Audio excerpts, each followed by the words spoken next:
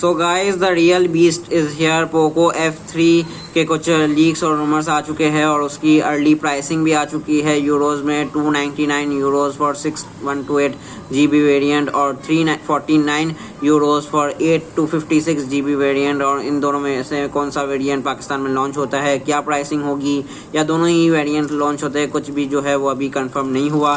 Qualcomm Snapdragon 870 का chipset होगा इसमें। E4 AMOLED HDR10+ ultra tiny dot display होगा। Dolby Atmos dual speaker, liquid cooling की technology भी लगाई जाएगी। LPDDR5 with UFS 3.1 storage. Corning Gorilla glass 5 होगा फ्रंट और बैक में। X axis linear motor, 120 hertz का रिफ्रेश रेट वाला डिस्प्ले, 360 हर्ट्ज की टच सैम्पलिंग रेट, मतलब यहाँ पे डिस्प्ले भी काफ़ी ज़्यादा अच्छा होगा। 20 mAh की 33 वॉट फास्ट चार्जिंग के साथ बैटरी होगी और अल्ट्रा थिन भी होगा ये फ़ोन। तो देखते कैसा रहेगा।